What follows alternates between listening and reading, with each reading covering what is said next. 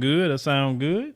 So we will definitely get this party started. So tonight, as you see the title, of course, I'm gonna have to amend this afterward. It's supposed to be Black America Must Divorce the Democrat Party. But prior to me even getting started with that, there was this tweet. Make sure I go ahead and get this queued up by this feminist by the name of Dr. Jessica Taylor.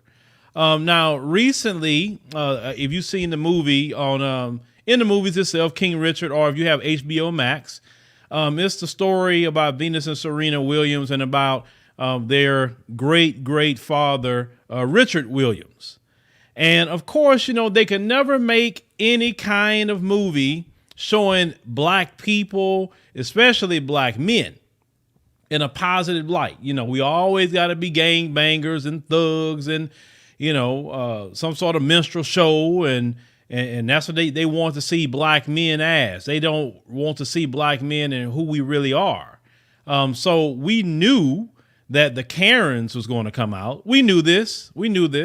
So I'm going to get to that here in a second, but let me just acknowledge everybody that's in the chat. You know, if this is your first time to this channel, African Diaspora News Insider channel, make sure you subscribe to this channel because we need to get this channel up on our, you know, viewership and subscriptions. And the only way I could do that, unless I start doing more live streams here, because unfortunately, people don't subscribe to both channels unless you kind of do more things on the second channel. So people like when I do live streams, y'all say that I be in my element in live streams. So I'm gonna start doing more live streams on this channel. I may take clips from the live streams and then put it on the main channel like I did, I think maybe a day or so or two.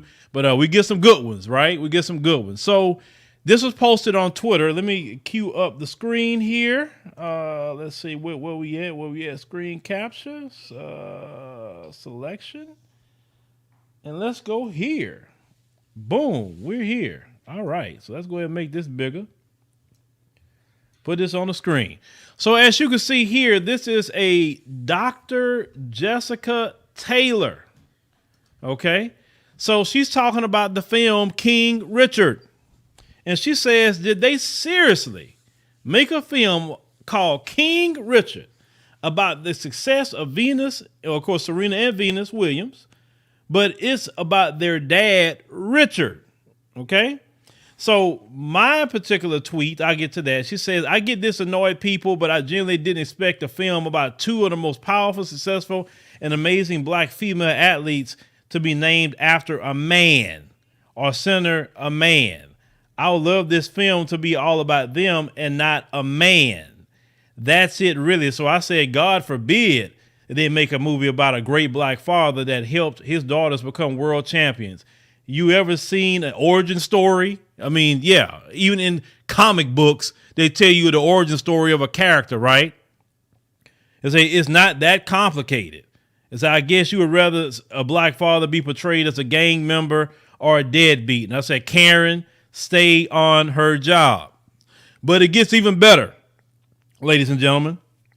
It gets even better. So, of course, you see our brother, Dr. Talbot, responded to her. And, of course, people doing this. Of course, our sister Nicole from Nicole's View. Make sure you subscribe to her. You know, you see she said about if she to delete this tweet, I obviously know nothing about it. If it wasn't for Richard, there would be no Venus or Serena. Y'all love erasing great black fathers from the picture. We don't care about your white feminism crap. It's they wanted to have a film named King Richard, so respect it. But let me scroll down here what I want to home in on. And where is it at? Right here. Okay. This is a tweet that she had sent, okay, back in last year during the George Floyd protest. One of our sisters put this up. Now she got Black Lives Matter UK. This is where we are, world. Is this where you want us to be? White people, step the F up and look at yourselves and each other.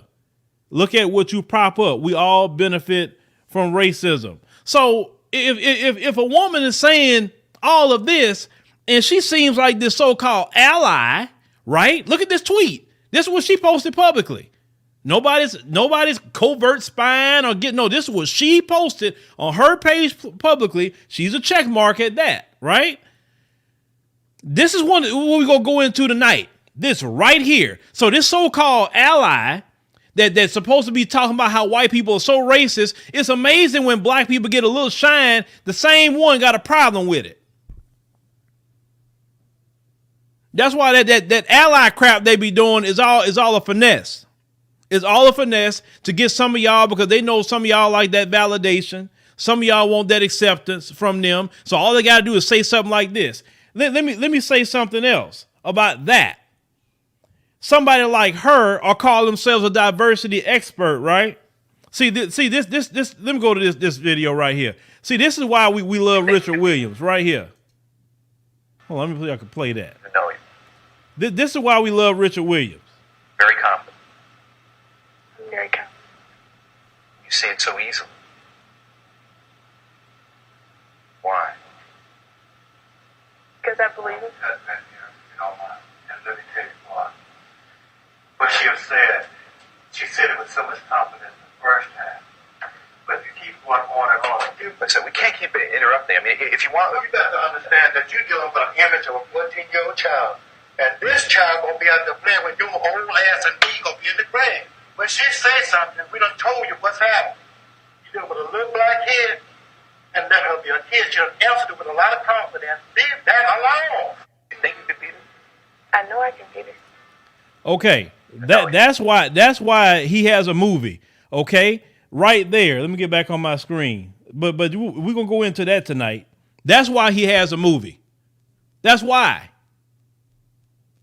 I love it. And did you see in that little short video how Venus was just smiling when her daddy was checking that white supremacist? Because see, that even little clip right there is nothing but the devil.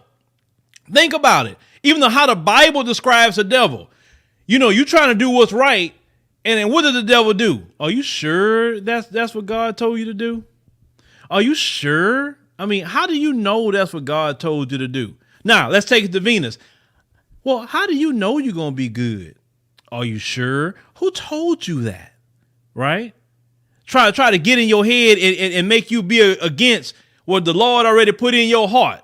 God told you in your heart that you're going to be one of the greatest tennis players ever.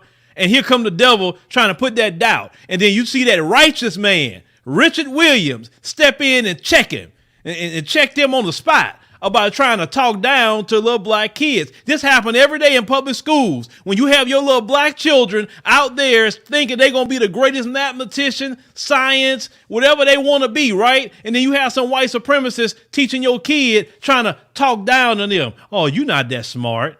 Oh, look at your grades. Oh, you get in trouble anyway. Oh, you're going to be a criminal. Or like I was told before, I was told that I'm a little con artist. I've never conned nobody in my life. But the fact is, this teacher in kindergarten, never forgot this teacher. She didn't like that I knew how to come back at her even at a kindergartner's age.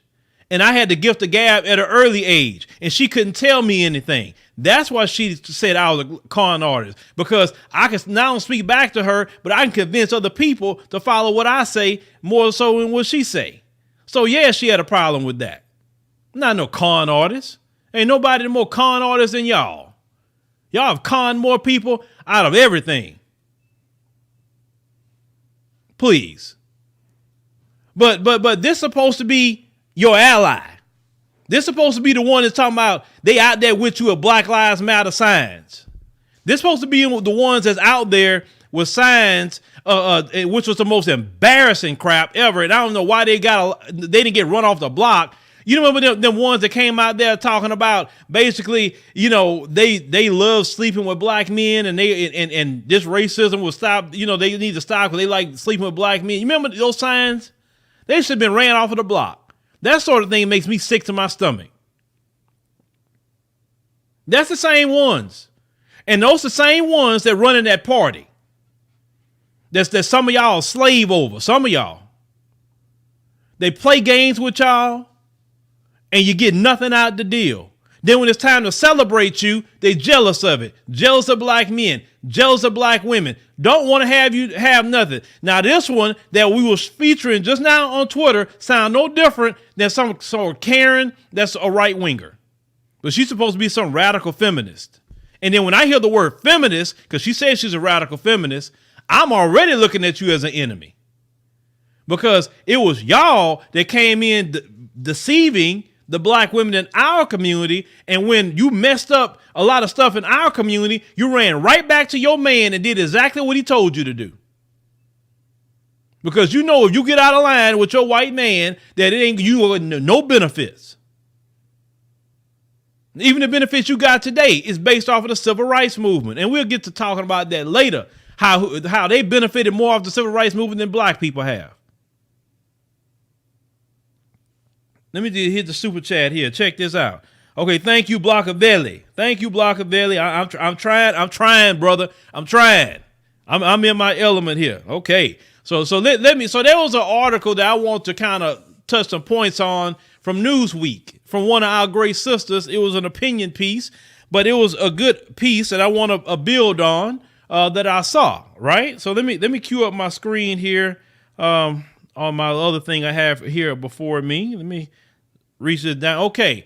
So our sister is going to start talking about the election that happened in Virginia and how, of course, the mainstream media is not pointing to certain things that did happen in Virginia and among other things that the white liberals have done or continue to do to black people and why we should have a major separation and major divorce from the Democrat Party. Okay? So in that storyline that has been left out, the large gains the Republicans made with black Americans in Virginia. Now, Republican Glenn Youngkin, as a Virginia's new governor, received historic levels of black support. Why? Why did that happen? Went from just a aberration into a trend. You know why that's starting to happen? Not because black people just love Republicans so much. No, black people now is willing to say, we're willing now to start punishing the Democrat Party by doing a protest vote. We're not saying we're going to become Republicans. We're more pushing becoming independents. That way, nobody get the vote. That way, both of y'all have to work for this vote. You got to work for it. OK, but as it continues to say, the truth is all is not well between black America and the Democrat Party, and the November 2021 election night results might very well turn out to be the rumblings of a breakup that is long overdue in black America. Now, they say there is a growing contempt for an influential far left that talks a woke game on diversity and appropriates our struggle in their ads and talking points, but offers our communities little beyond the feeling of inclusion. Far left agenda items like abolish ICE, defund the police, and other social justice mainstays make use of provocative wordsmithing to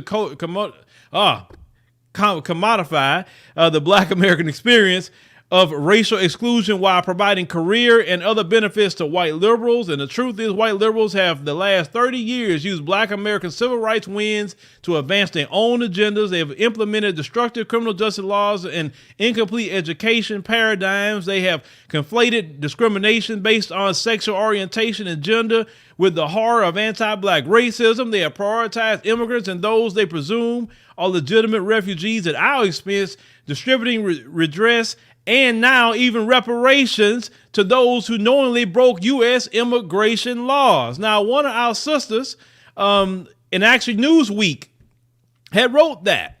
So it sounds like people, even in Newsweek, are listening to the people in the new black media, because that sounds like every talking point that we ever say daily, right? I mean, because we know the pulse of black America. We know the pulse of it. We know what's going on. We know when people pissed. We know when people sad. And people are pissed off with those Democrats. Now notice, and we talk about this constantly, every single time you look at the civil rights movement, when you had affirmative action, it was meant for us. Then when after Kennedy was killed and Johnson came in, he added women.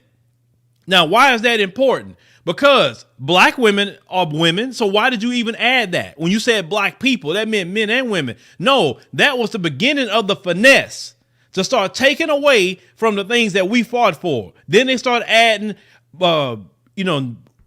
women. They added religion. Now it's sexual orientation, disability, all these different things that they added to this. If you say black people, it covers all of that, right? No matter what a black person is, it covers that. But when they added all of that, that was for the Mzungu to get into our benefits.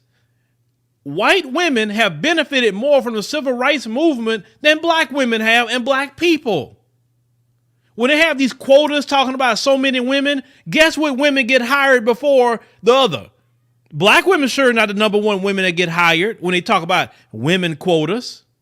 Think about it. When they talk about diversity quotas now, they don't even have to hire black people. At this stage in the game, they can just hire a Hispanic person, an Asian person, an Arab person, a Native American person. They don't even have to hire us. They really don't. And they're meeting diversity quotas. They're having so many minorities. This is why we have learned to listen to our brother, Dr. Martin Luther King, about getting the language right.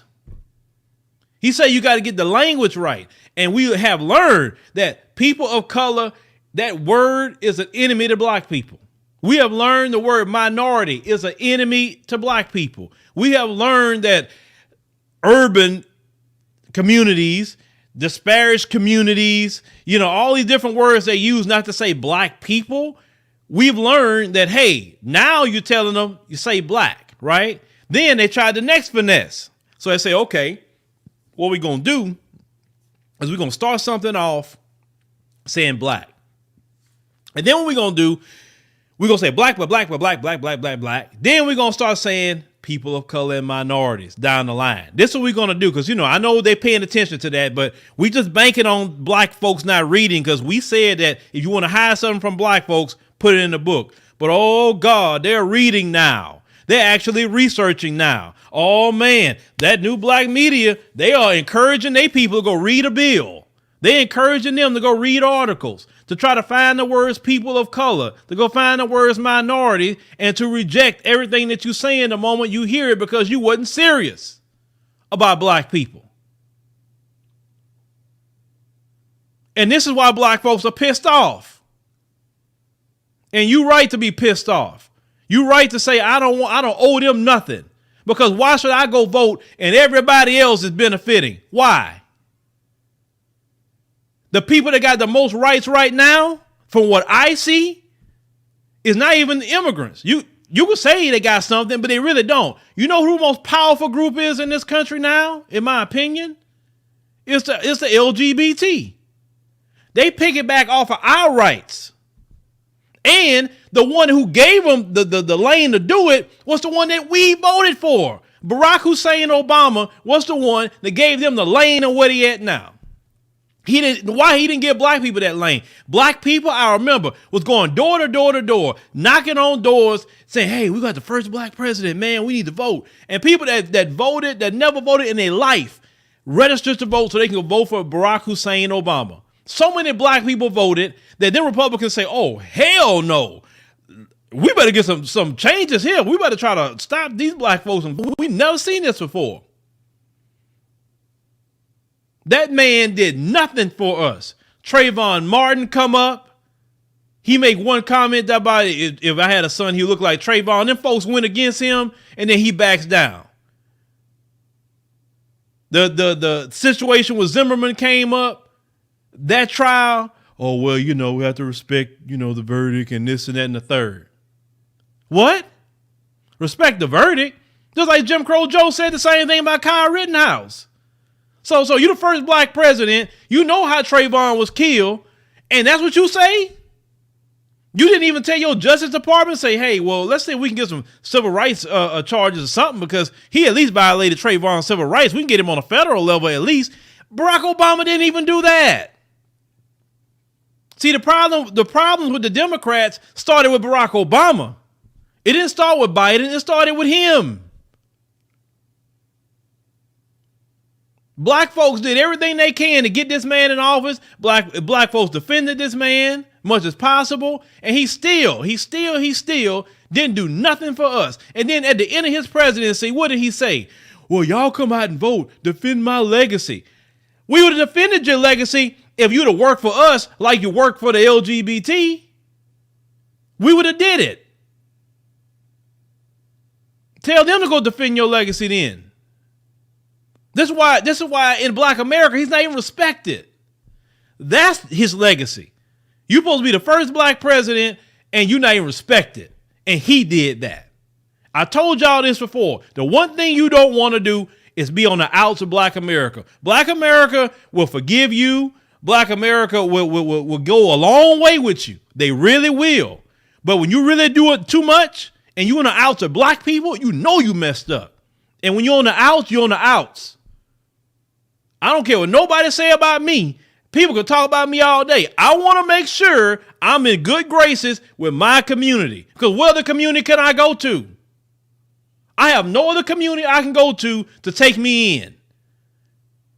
Whether I'm in America, Africa, the Caribbean, Latin America, whatever, I got to be accepted in my own community.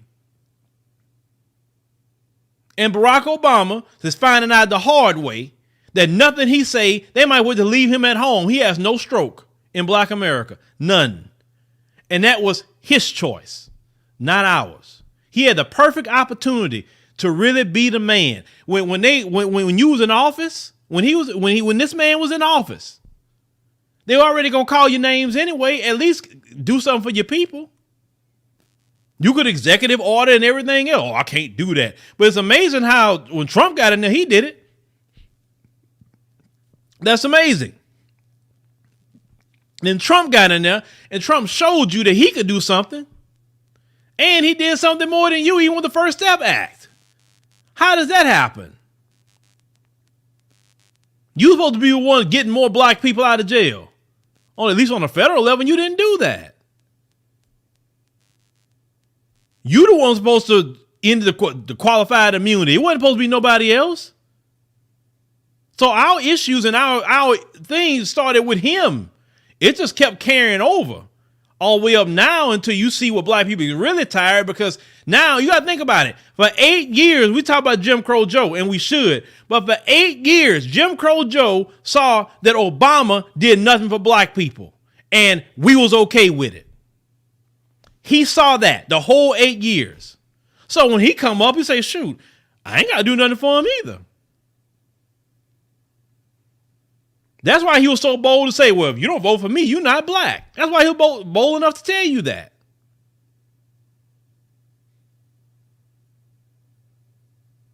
So black people are at a point now, I mean, and the Democrats are so blatant in what they're doing.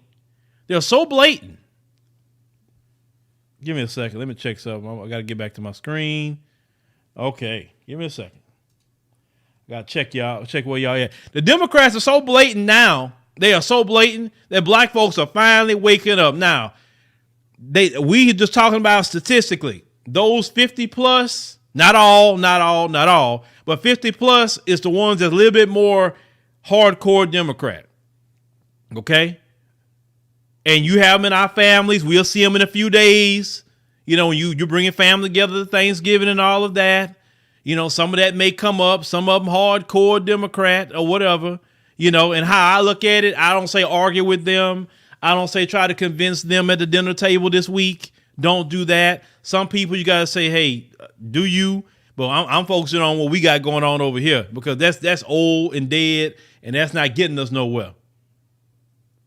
You need to come over here to this side, but if you're not, man, don't worry about it. Just go ahead and eat what you're going to eat. Have fun with your family. Don't even let that ruin your holiday. Okay? So continuing. So they're saying here, while progressives accuse the right of not talking about anti-black racism, when the left does talk about anti-black racism, they do so to use our pain, not for our benefit. They treat black Americans like mascots rather than partners. You can tell by the mission creep. Notice how articles, speeches, and advocacy start by talking about black women or black people as the recipients of harm, then shift to people of color, naming a laundry list of identity groups and their proposed redress. Think of Congresswoman Alexandria Ocasio-Cortez offensive appropriating quip. I always say Latinos are black. At best, the marriage between of black Americans and Democrats have been an arrangement back when Republicans and Democrats switched costumes.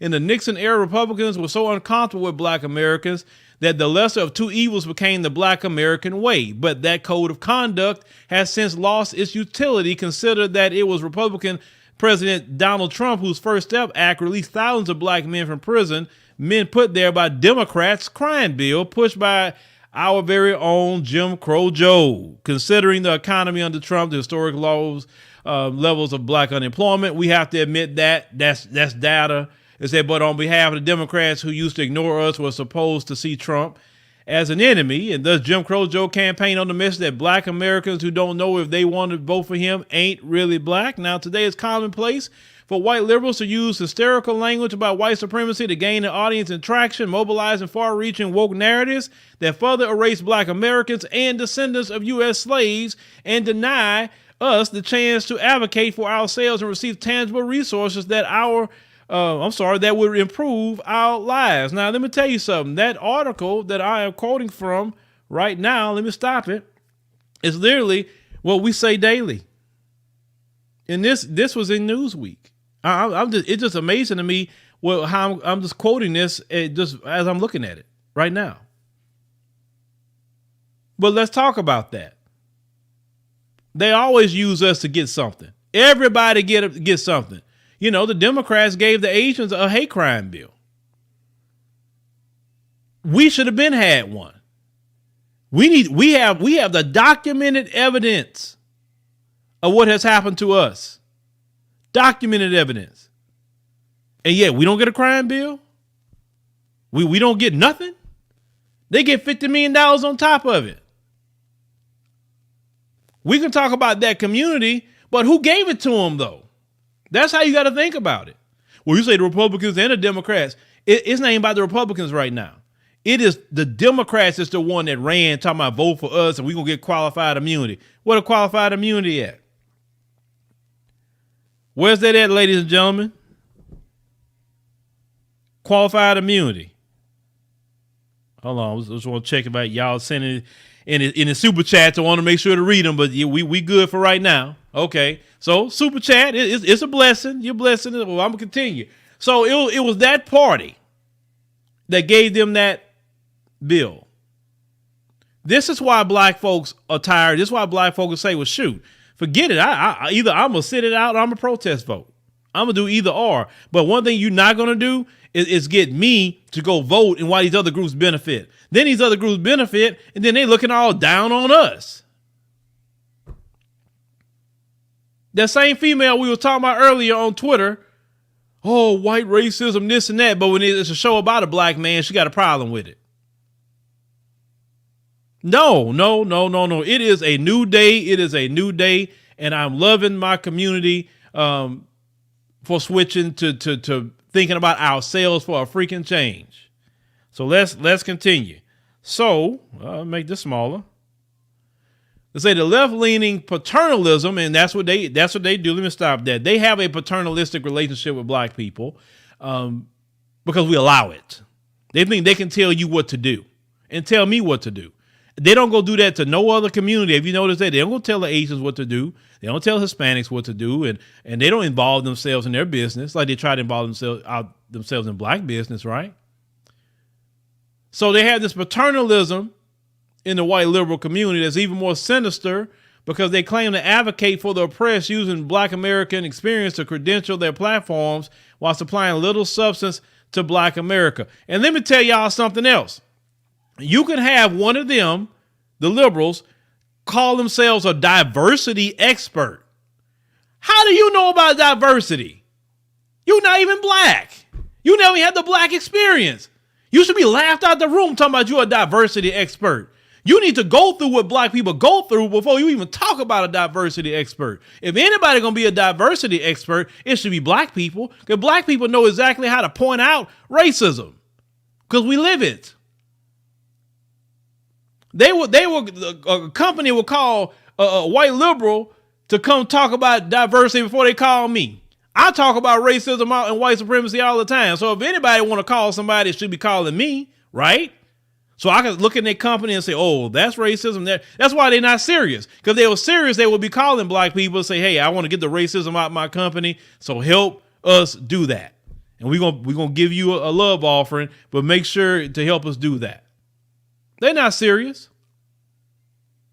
The liberal and the Democrat and the conservative are the same. They do not want black people to advance. They do not want black people to have power. They do not want black people to have overwhelming home ownership. They don't want you to have education. They don't want you to have businesses. They are come around you. And like I said, they are more evil to me than that conservative, because at least a conservative, I know where he or she coming from. I know. And I respect that because they open with it. But that liberal, they come around us. Oh, yeah, racism, systemic racism, white supremacy, all the racism. And then they do things in a Democrat-run cities to hurt black people, even locally. In Democrat-run cities, we shouldn't be having no mass incarceration happening. But yet it's happening even in those cities, in those states. Why? Black unemployment is always high in these Democrat cities. Why? What happened to the diversity? What happened to the inclusion? What happened to the equity? What happened to all of that? See, my thing is what I tell black folks, and anytime you have a conversation with them, make them show you what these people have done for black America. And every time they cannot show you crap.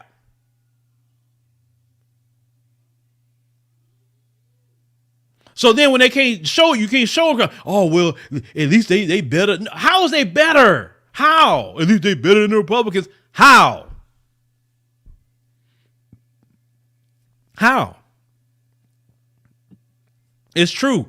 Black unemployment was the lowest it's ever been under Trump. I thought our unemployment should have been 80% under Trump. How is it that the Democrats don't ever have us with the lowest unemployment?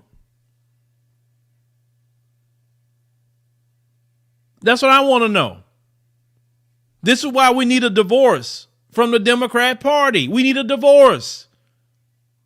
We have unreconcilable differences.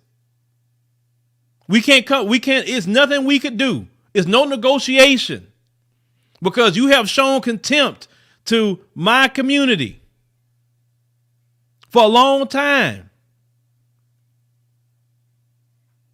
You have shown that you actually hate us, and that's fine because we're supposed to be loving ourselves anyway. Even the Ethiopians was pissed off when Jim Crow Joe, you got to think about it. During the Trump administration, he did not mess with Africa. He left Africa alone. And Africans were saying that all over the place. Hey, Trump didn't bother us. Trump left us alone. The moment Jim Crow Joe get in, he's trying to put his nose in Ethiopia.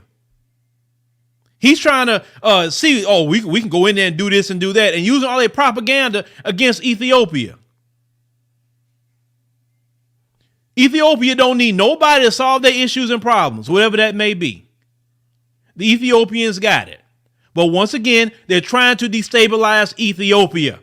And it's that Democrat Party that's doing that with their foreign policy, trying to destabilize another African nation. Because anytime that Africans try to be self-sufficient, you got to remember the white supremacist Bible is the Willie Lynch letter. And in that Willie Lynch letter, they tell you we got to keep them dependent on us, meaning Africans need to keep getting foreign aid from us. But when Ethiopians say, hey, we about to put a dam online that's going to give electricity to all of the country up to 80%, oh, that's a problem. When they announced that, all of a sudden the problem started in Ethiopia. I've been to Ethiopia. I've been to Addis Ababa, peaceful. I've been to the Tigray region where they talking about Tigray and all of that. In Mekelle, I've been there. The people in Mekelle welcomed me, called me their brother.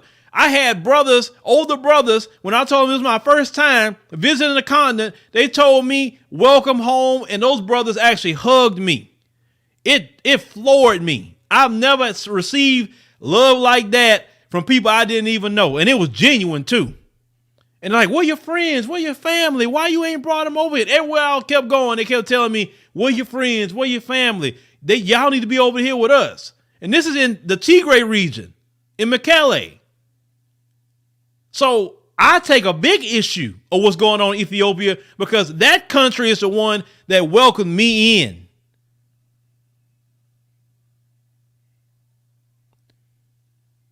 That country is the one that made me look around and think and say, man, maybe I need to switch something up because this much bigger than just what I'm doing now. Then that's when I started thinking when I was in that hotel room that, you know what? I said, we need to start unifying as a people. We are much bigger than just one country in America. And this is why I started thinking that I got to change my platform from the Advice Show at the time to African Diaspora News Channel. I said, because we need to unify as a people. We are stronger as a people together. Do we have some raccoons? Yes. They're all over the black world. But I'm not focusing on no raccoon. We'll check the raccoons as they come. I want to focus on unification of black people. So that's why I say, okay, African Diaspora News Channel. And the moment I switched to African Diaspora News Channel, I remember I lost 3,000 subscribers that day. And I said, good, go. I don't need you here if you're anti-unification of black people. Because we need the unification of black people. That is what I want. That's what I want to see because we have been separated for too long anyway. Even the scriptures teach that if they come together as one, it's nothing they can't do. And that's the only thing we haven't done yet is came together as one. And really unify with those that want to do it. We don't need all of the black world to unify. All we need is a good nucleus to do it because even during the civil rights movement, every black person wasn't on that. We talk about people that fought against the white supremacists, even in slavery. Not every slave fought back, but all you got to do is have a small core group to make a change. And those brothers and sisters done that. So all we need is a small core group of black people to come together from throughout the world, work together. I know it can happen. Because division not getting us nowhere anyway. The way this world is going, we're going to need each other more than being apart. I know this.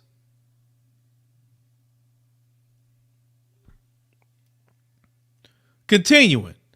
So they say every social justice effort since the 1960s, civil rights movement, owes its success to its use of, shoot, I'm here messing up my button. Its use of the descendants of slaves.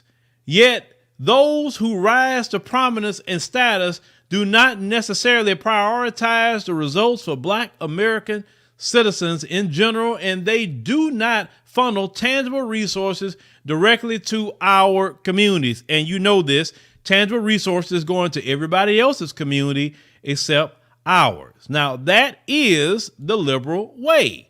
They say use black American pain to demonize the right and make yourself feel virtuous, then prioritize every other group but us. It's not just the elected elite in academics either. These appropriations of the black American experience happen in everyday life, especially in nonprofit workspaces where black women's expertise is used to credential clueless white leadership structures that capitalize on black marginalization rather than implementing a vision to end it. In too many spaces, black nonprofit workers have job security until they advocate for the interests of black people and speak up for the fairness in the organization's culture. Now, let's stop right there. That's even in politics.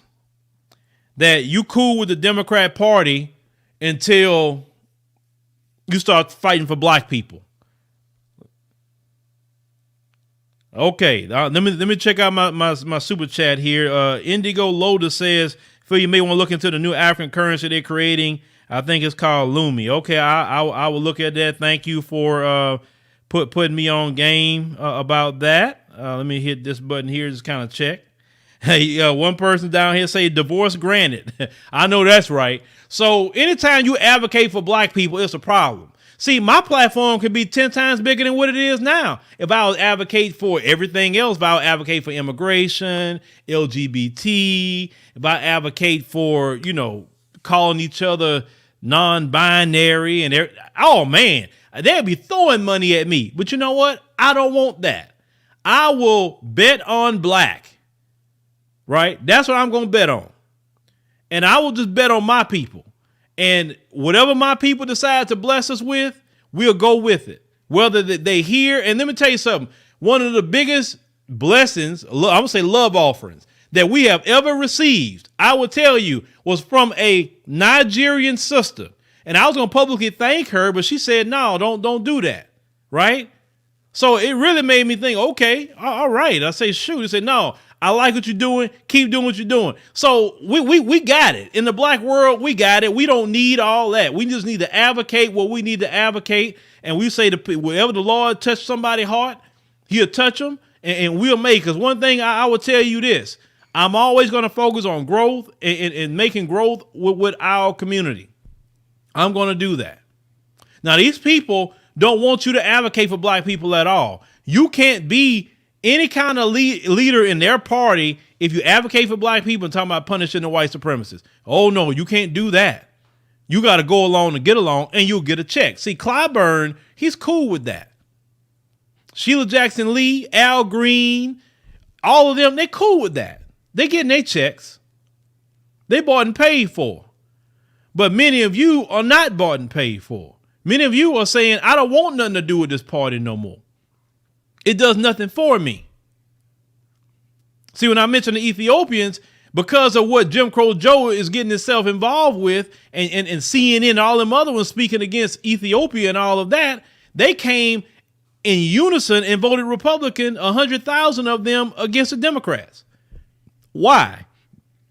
They said because Jim Crow Joe and his party are messing with Ethiopia. And no matter what's going on in Ethiopia, I do not want to see Ethiopia destabilized, because if it is, it's going to become a hellhole.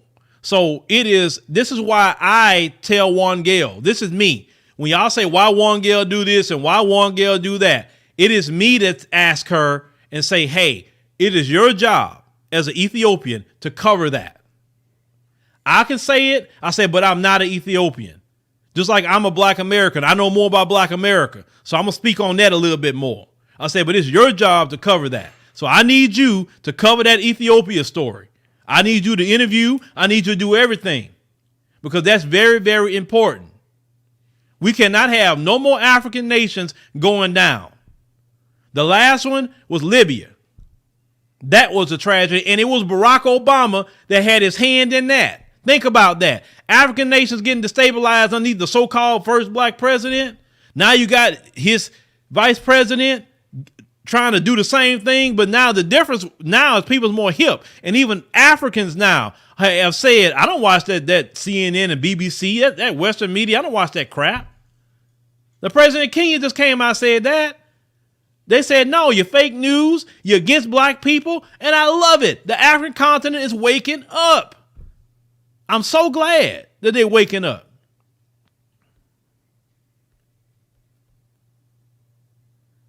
W.O., I appreciate you following. You say you've been a follower. You say you like to know, do you think Africa has more opportunities for black people than the U.S.? Yes. It has more opportunities. If you just halfway got your act together, you need to go and see the opportunities. Whatever you do here in America, you can do over there. Now, the African continent is not about you going to find a job. It's about you becoming an entrepreneur. So no matter what you're doing in America, even if you're working a job right now, you can literally go start a business in the African continent with literally much of nothing, hire people, way more people than you could ever hire in the United States of America, right? And then you could build off of that. They got Chinese that go to the African continent with nothing. And they give them a few years and the Chinese are making all kind of money. Why? Because there's a lot of labor right there on the African continent. They have unemployment. You provide jobs. You help them with jobs. They happy about the jobs and they helping you. And it's a win-win for everybody. You can't get labor like that in America. It's too expensive. And you helping your people by providing jobs. There's a lot of opportunity. You can get involved with diamond mines. You can get access to chocolate. I mean, I had a brother put me on like how to get involved with chocolate. So I'm like, oh, brother, we got to set that up. I say, shoot, I would love to come out with a chocolate bar sourced with, chocolate from the continent. You know what I'm saying? Like who gonna give me access to getting chocolate here in America? They don't even get they chocolate here from this place anywhere. They go to the continent and get it. So go to the source, deal with your brothers and sisters, and create your own chocolate companies. If you got tech, you can do that. I mean, so many opportunities. You do hair, you do whatever you do. It's so many opportunities there for you. But you got to be the one to say, I'm going to build it from scratch. And we can build. It's in us to build. We built America, so you think we can't go build again? And who cares or who don't like it? Who cares if this one say what? If you want to do something, once again, them Chinese run down there to the African continent. Why? Because that's where you're going to get your bag at. They know it.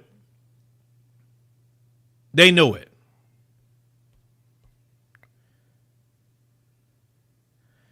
Okay, let me respond to Pat W here. Pat W says, Phil, the white supremacy don't want us to come together. They're afraid of what we are capable of doing. Pat. Okay.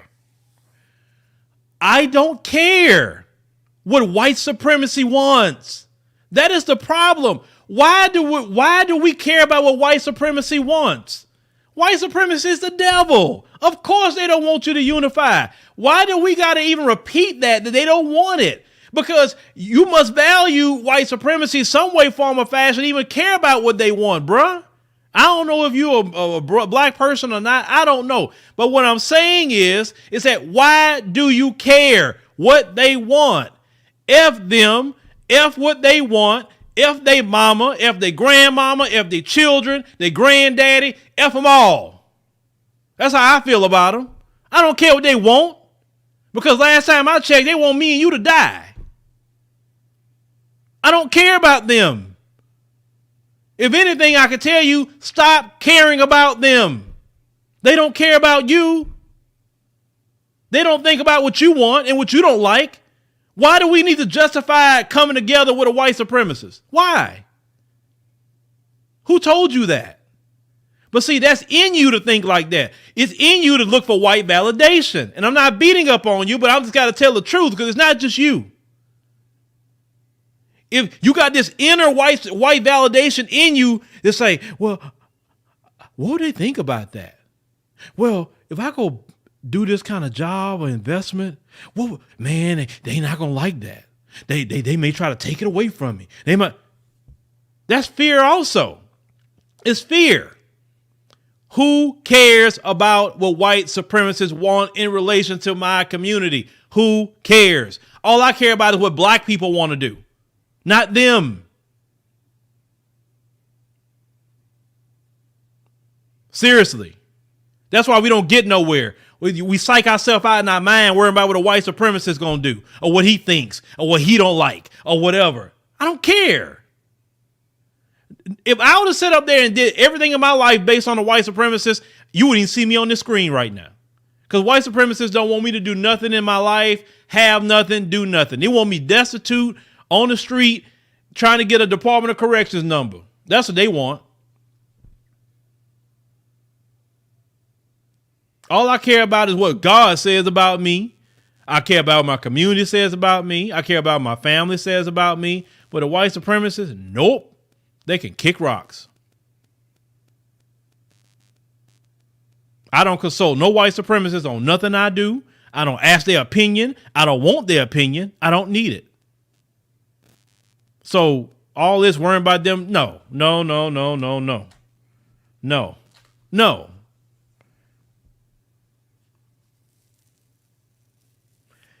You're right. We need to focus on ourselves. We need to focus on ourselves. And like I say, once again, I'm not beating up on you. I'm just telling you it's kind of in a lot of us, even on the continent too, worrying about what the white supremacists think and what he wants and what he don't like. And like, forget that. That's why we need our time away from the white supremacists so we can get that out of us. We need a time away. I say every year you need to get away from America and go to the continent of Africa, go to the Caribbean, go somewhere where it's predominantly us and deprocess from that. Hopefully 2 to 3 weeks.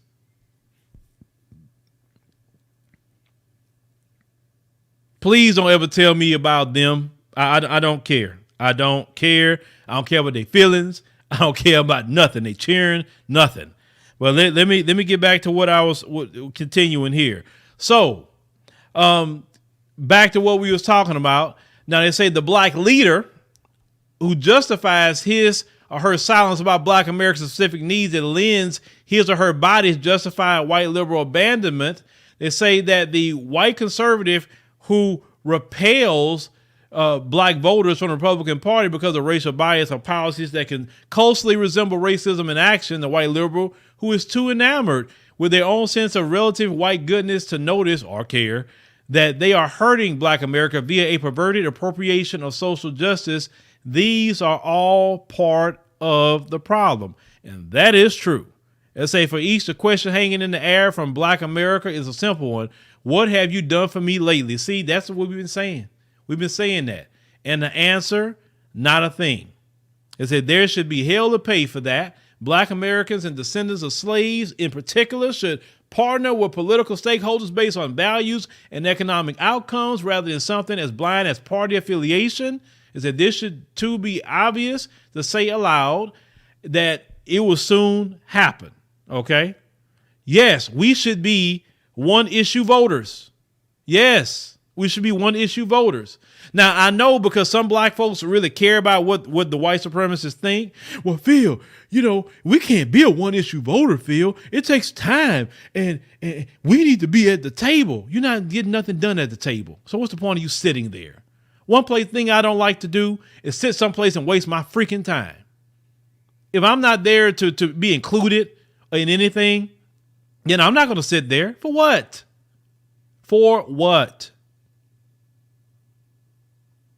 We need to be one issue voter. You know how the right wing is big on the Second Amendment and all of that, and that's a one issue for them. And if you ain't talking about the Second Amendment, you're not getting a vote. Well, we should be the same way. Hey, what's up with that reparations? You gonna get reparations for black people? Yes or no? Well, I'm gonna try. Oh no, I'm good. I don't need to hear that trying. Or if they start saying, hey, yeah, we're gonna do something for black people and then also people of color. Nope, that's not it. I'm out. We got to start shutting down politicians quick when they mention them words. Anything about people of color in relation to us? No. Because when they say Asian, they don't say Asians and people of color.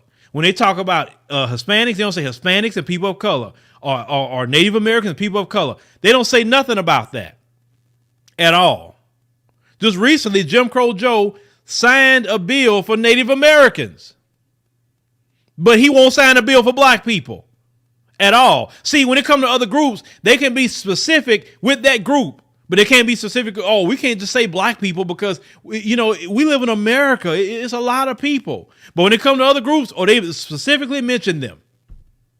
And this is a group of people that we supposed to go vote for? Blind affiliation? No, we need to be one issue voters. What you going to do about this racism? We need protection.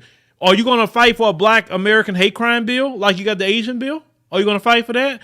Well, I don't know. Oh no, I can't vote for you. I can't do it because you don't do nothing for me. That's simple. Well, is a Republican going to do something for you? I won't vote for him either if he don't do nothing for me. I'm not giving my votes to nobody. You're going to do something for me. It's just that simple. It's called a service. If you want me to get in my car and go down there and vote for you, then you're going to give me motivation to do it by giving me something out the deal. Now, continuing. the author is saying here, as they saying they're a 7th-generation freedom-loving American and a descendant of U.S. slaves. And I mean, literally, they saying everything we say. The new code of political conduct should be, if we don't eat, then nobody eats. How many times have I said that? Like, oh, y'all literally watching all our videos seriously and saying, and made those who take from our plate choke on what they're stolen. Now, I agree with that statement. Now, they say it's time for Black Americans to break up the Democrat Party. If they want our votes, then let them earn them. And yes, that is true. So we know that Black Americans, ladies and gentlemen, we know that they are starting to get the message, and that's bothering them. That's bothering them because they depend on Black Americans to show up. And let me tell you something, Stacey Abrams, you're a smart woman, sister. You're letting these people use you. You would be better suited to mobilize Black people to do good for us, Stacey. I'm not against you, my sister. You my sister, and I'm going to talk to you like that. They're using you. They're using you. And even you seen in Virginia, you couldn't do nothing, even with Black people. You really need to go back to Georgia and sit down and really assess, how do you want your legacy to be thought about, sister? You don't want to be used by these people and they give you nothing. And then you'll be on the outs with Black people. You understand? Let them do their own campaigns. How come they don't get other races of people to go get their own people to vote? They don't go get Hispanic celebrities, Asian celebrities. That's how dumb they think we are. I mean, you know how embarrassing it is? You go get Cardi B. Cardi B. Jim Crow Joe do an interview with Cardi B. Seriously? And I'm not talking bad about Cardi B. I ain't got nothing against Cardi B. Cardi B is entertainer, and let her do her thing. I'm saying it's insulting to go talk to Cardi B when she don't know nothing about politics. Not a thing. How did Black folks go vote for him when he sat down with Cardi B? Biden didn't go sit down with nobody and no other group equivalent to a Cardi B. He didn't for votes.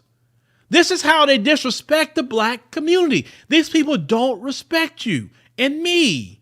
They don't listen. This man, he also said that we're not diverse like the Hispanics are. We are the most diverse people in the world. We speak thousands of languages worldwide. What are you talking about? We different music, different dances, different clothes, different way of living. We have all kind of things go back thousands of years. We are hella diverse. And yet he disrespected us, and Black folks still went out and vote for him. People can only disrespect you when you allow them to. Thank you, Mike Bradley, for becoming a member of the channel. Thank you, brother, for coming in. All right.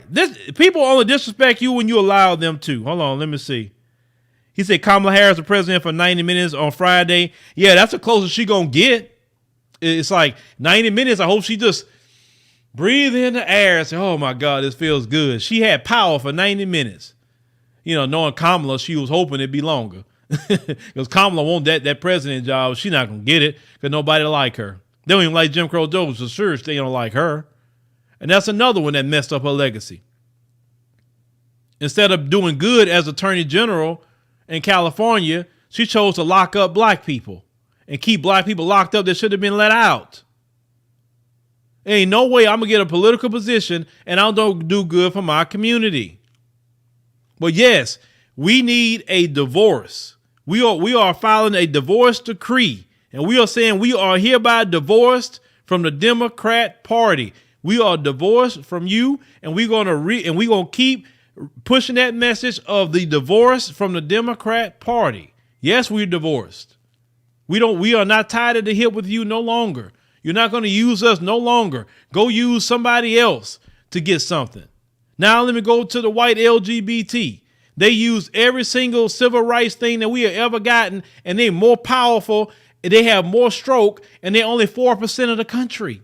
Think about that. They're only 4% of the country, and you better not say nothing about them. You better not even critique them, or you're getting canceled.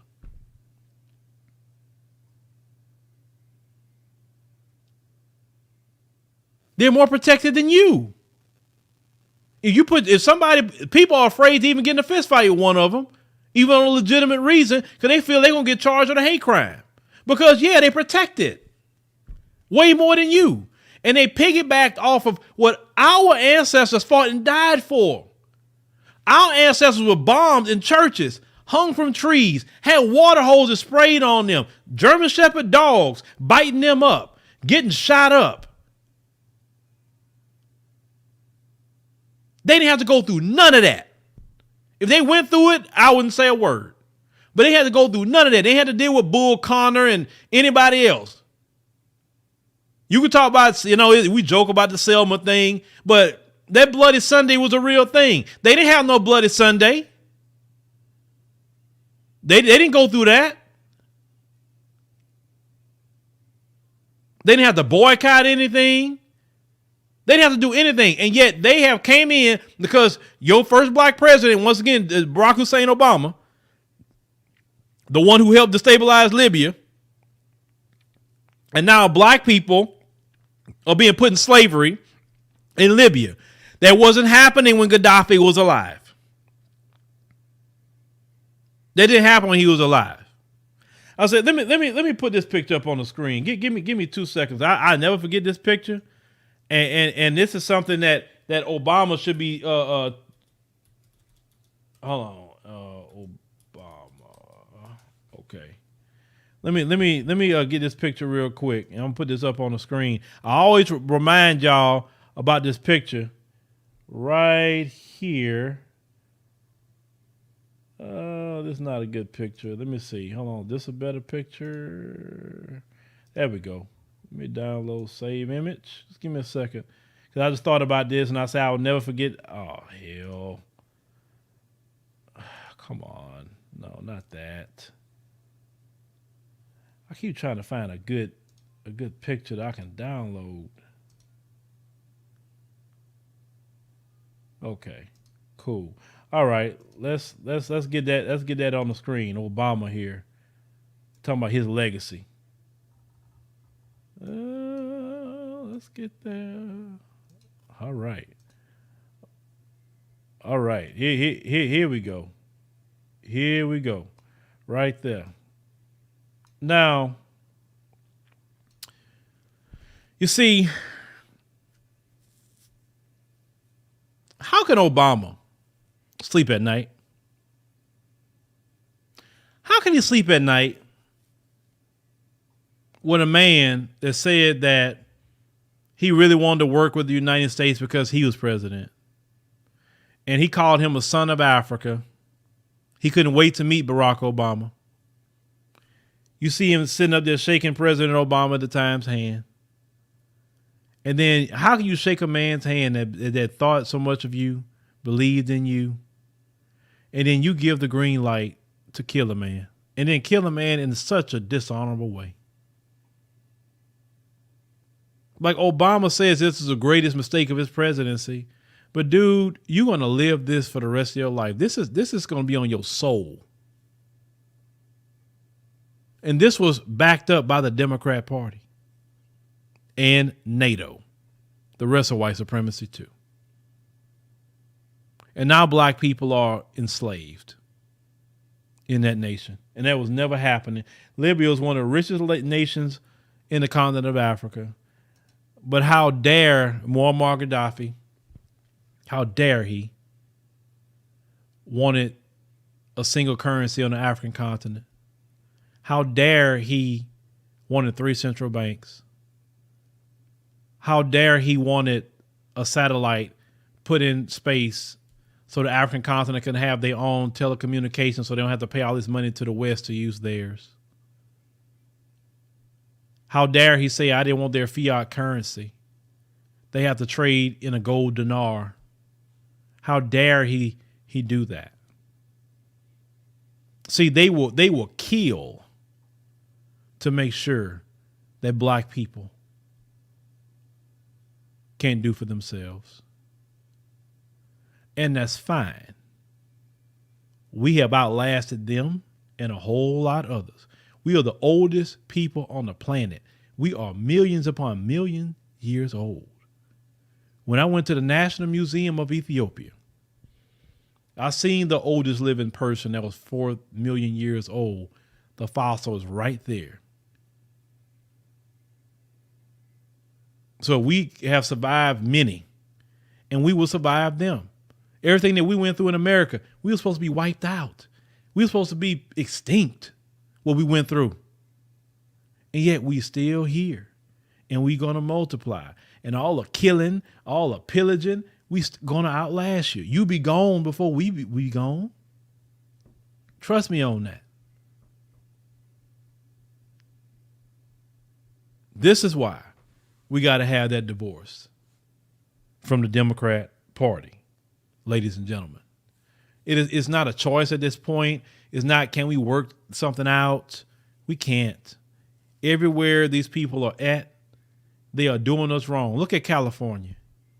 Look at how wrong they're doing everybody, of course, but definitely look at black people. The majority of the homeless people in California are black people. And it's supposed to be your friendly Democrats. That's so much of your friend. The majority is black people. First and foremost, I worked on a video that I will be getting edited talking about the worst cities for black Americans. All mostly in the Midwest. The majority of them. A few on the East Coast, but mostly in the Midwest. Some racism that happened in the Midwest. They talk about the South. No, it's the Midwest when you start looking about it on paper. Black Americans need to get back to the South if you're going to live in America and be with your people.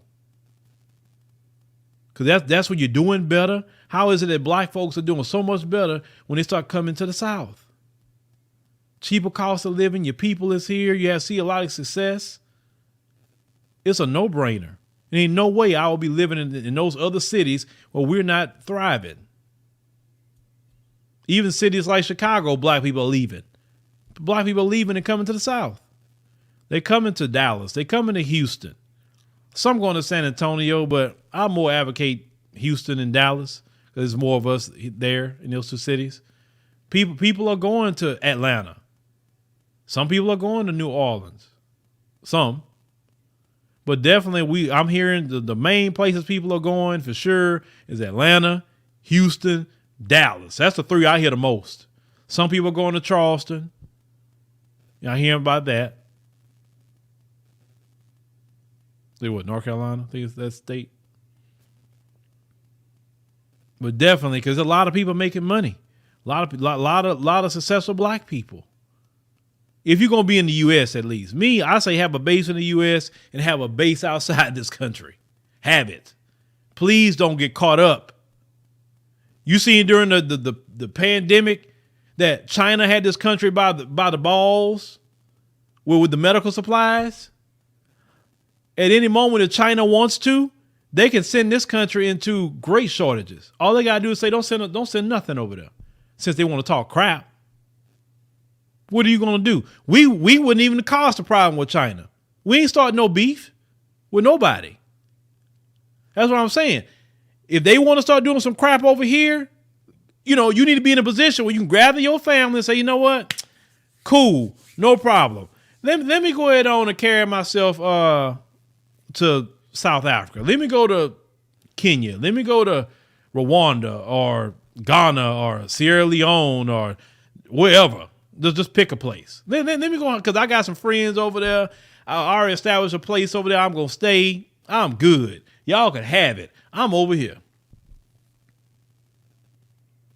That is not far-fetched to think. It don't cost as much as you think to even build you a home, or you can even buy yourself an apartment. At least have somewhere you can go with your family, because food is better on the continent anyway. The food is so much better. You're going to just lose weight.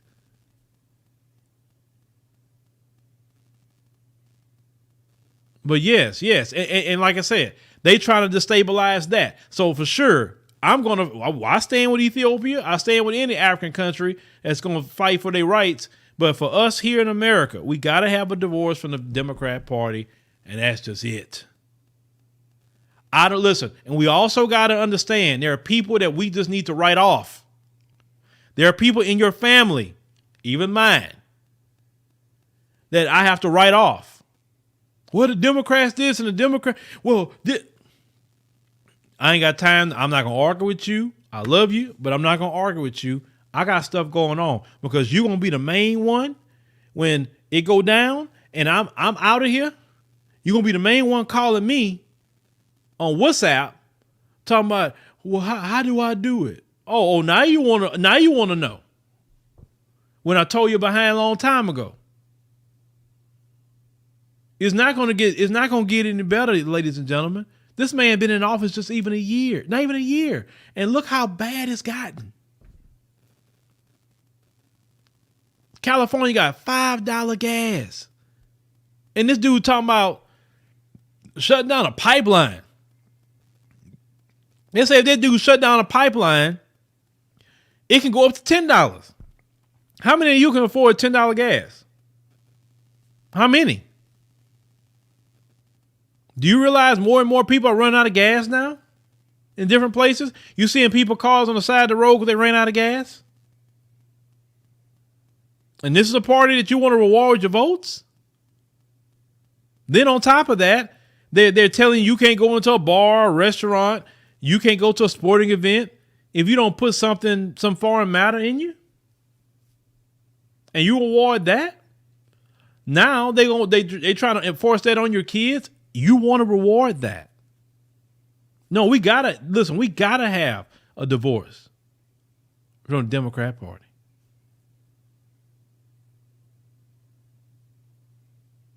They don't care about me. They don't care about you.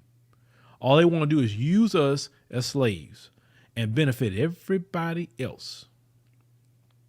And it's time for us to say, me, myself, and I,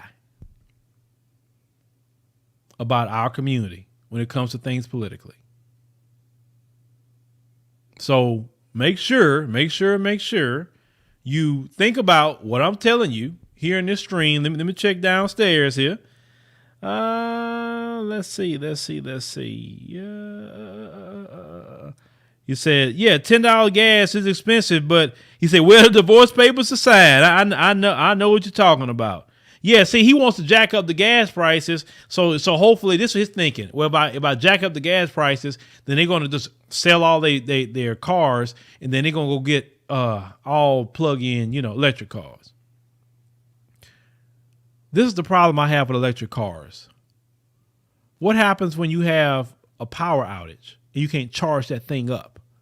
So now I'm stuck with just a paperweight, a heavy paperweight at that? No. I need my gas. I need my diesel. I need it. Either or. Because at least I can go turn on my car if we're in a winter storm again, like we were in Texas. And I can cut on the heater. Let's say if I had an electric car with this battery, cold weather drains batteries. So the lights are out for days. I can't charge that electric car at all. You know what I'm saying? That's dumb. If you want to buy an electric car, that's your business. Electric cars are luxury to have. You need to put some fuel in there and get going.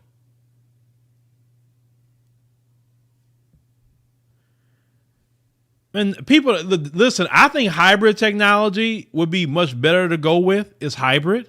I'm with you about the hybrid. That's the happy median I go. It's hybrid. But they don't develop, it's like they don't want to push the hybrids. They just want all electric. No, hybrid, I think, is because hybrid, you get more miles out of it anyway. So I think that's a happy median is hybrid.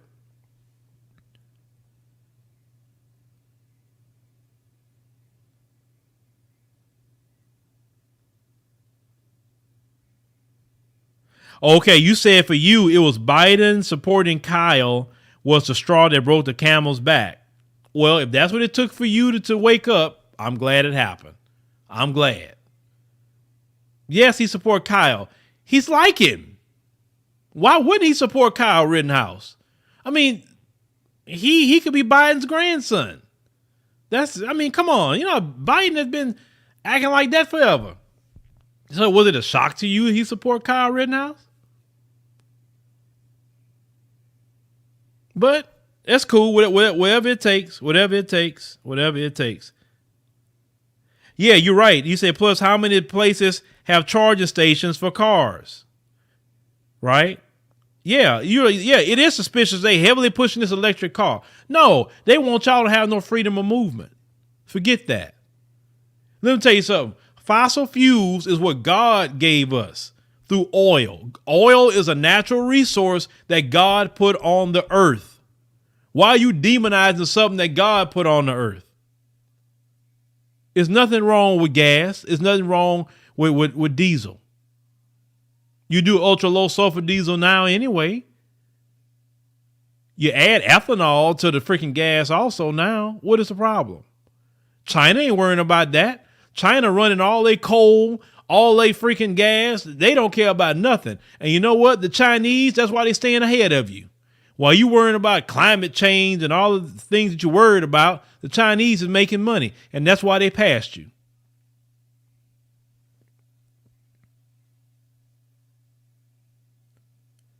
Someone asked, how is Africa food?